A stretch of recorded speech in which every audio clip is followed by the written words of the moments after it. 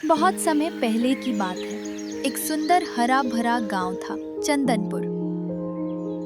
खेतों की हरियाली, गायों की घंटियों की टनटनाहट, बच्चों की खिलखिलाहट और चौपाल की कहानियों से ये गांव हर सुबह मुस्कुराता था।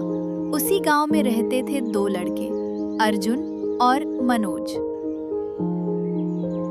अर्जुन थोड़ा हट्टा कट्टा, हमेशा जोश में रहने वाला लड़का था। वहीं मनोज शांत, समझदार और दिल का बहुत साफ।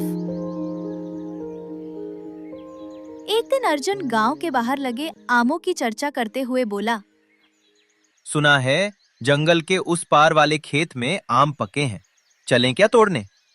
अरे, वो इलाका थोड़ा खतरनाक है ना। वहाँ भालू तेंदुए जैसी बातें सुनी है मैंने। तू डरपोक निकला यार। हम साथ हैं ना, फिर किस बात का डर? ठीक है, साथ है तो डर कैसा।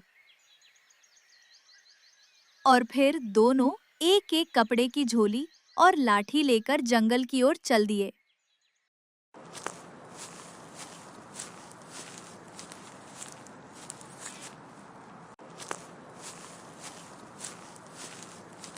साथ के जंगल में घुसते ही चारों ओर हरियाली और जीवन की हलचल थी।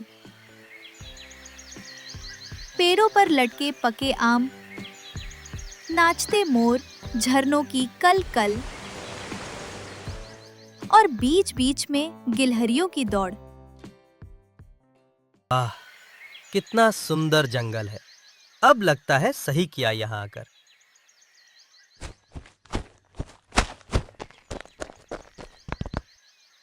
अब जल्दी से आम तोड़ते हैं। पहले मैं 5 तोड़ूंगा, तू देख लेना।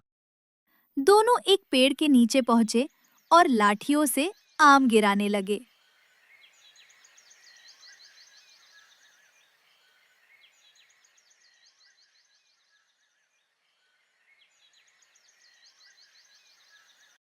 तभी दूर से कुछ अजीब सी गरजने की आवाज आई। झाड़ी के पीछे कुछ हिला, फिर जमीन थरथर आई, फिर एक भारी सांस की आवाज आई और सामने आया एक भयंकर भूखा बड़ा सा भालू। उसका शरीर धूल से भरा था, मुंह से गरजती सांसें और आंखें गुस्से से लाल।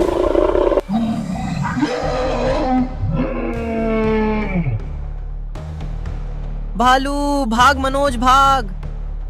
बिना किसी सोच विचार के अर्जुन पेड़ की तरफ भागा और चढ़ गया।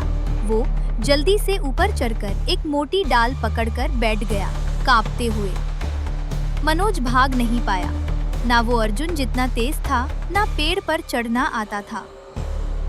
उसने अर्जुन को देखा और मदद के लिए पुकारा। अर्जुन, मुझे ऊपर खींच लो, मुझे चढ़ना नहीं आता। मैं खुद ही लटक रहा हूँ, तू कुछ कर। मनोज समझ गया कि अब उसे खुद ही अपनी जान बचानी होगी। उसे याद आया, भालू मरे हुए लोगों पर हमला नहीं करता। मनोज ने सांस रोक ली, आंखें बंद कर ली और चुपचाप जमीन पर लेट गया, जैसे मरा हो। भालू उसके पास आया,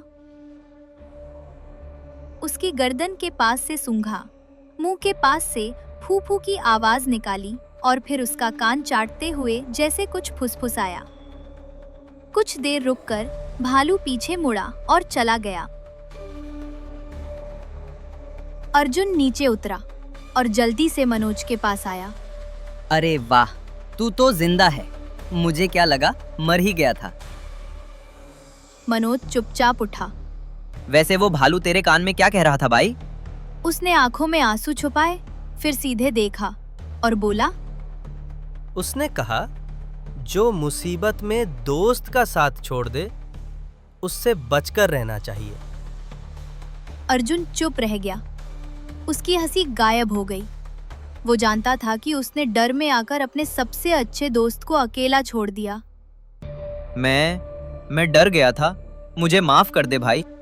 डर सबको लगता है अर्जुन, लेकिन इंसान वही है जो डर के बावजूद दोस्त का साथ ना छोड़े। गांव लौटकर दोनों ने सब कुछ बताया। गांव के लोग हैरान थे। मनोज ने माफ कर दिया, लेकिन वो दोस्ती अब वैसी नहीं रही। अब मनोज ने समझ लिया कि दोस्ती सिर्फ हंसी में नहीं, मुसीबत में पहचान ली जाती है। सच्चा दोस्त वही होता है जो खतरे में साथ खड़ा हो। मुसीबत ही असली परीक्षा होती है रिश्तों की।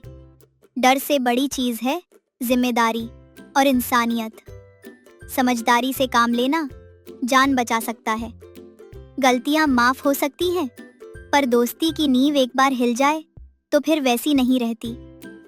इसलिए बच्चों, अगर कभी आप दोस्ती का वादा करो तो उसे दिल से निभाओ, क्योंकि सच्चे दोस्त भालू से भी बहादुर होते हैं।